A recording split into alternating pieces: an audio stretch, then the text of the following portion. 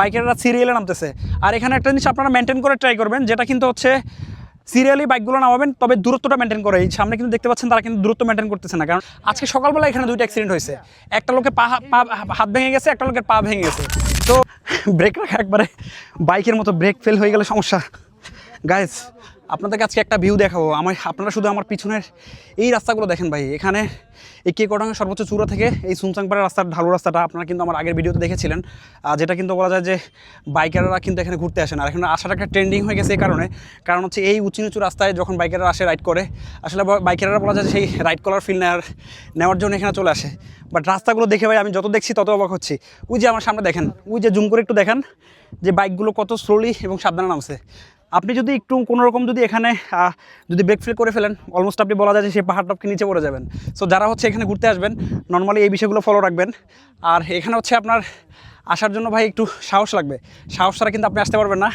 আমি কিন্তু সেই নিচ থেকে উপরে হেঁটে উঠে অনেকটা হয়রান হয়ে গেছি।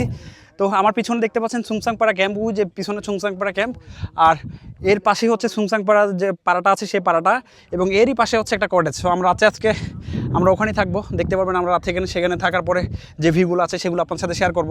মূলত এখানে এসেছি একটা জিনিস ফিল করার জন্য, যেটা হচ্ছে আজকে চারপাশে যেন কেমন একটা নিস্তব্ধ। সো কেওক্রাডাঙ্গের এই চূড়ায় এসে আমার কাছে মনে হয়েছে যে এই পুরা পাহাড়টাকে মনে হচ্ছে মেঘে ঘিরে রয়েছে। আর এই আমরা শহরে কিন্তু অনেক গরম থাকলেও কিন্তু এখানে কিন্তু বাতাসগুলো ভাই আপনার মনটাকে একবার ঠান্ডা করে দিবে।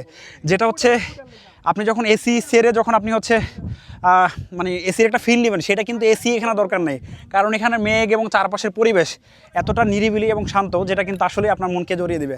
তো আমি বলবো যারা হচ্ছে এখানে এখন পর্যন্ত মানে আসেননি, আমি বলবো যে একটু কাইন্ডলি এসে দেখবেন, কারণ হচ্ছে প্রকৃতি ফিল নেওয়ার জন্য, প্রকৃতি কাছ থেকে দেখার জন্য এর থেকে সুন্দর আর কিছু হতে পারে না।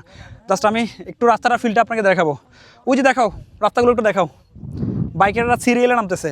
আর এখানে একটা জিনিস আপনারা মেনটেন করে ট্রাই করবেন, যেটা কিন্তু হচ্ছে সিরিয়ালি বাইকগুলো নামাবেন, তবে দূরত্বটা মেনটেন করে। এই সামনে কিন্তু দেখতে পাচ্ছেন তারা কিন্তু দূরত্ব মেনটেন করতেছে না, কারণ একটা গাড়ি যদি কোনো কারণে সমস্যা হয়ে যায় বাকি গাড়িগুলো কিন্তু সবগুলো পড়ে যাবে।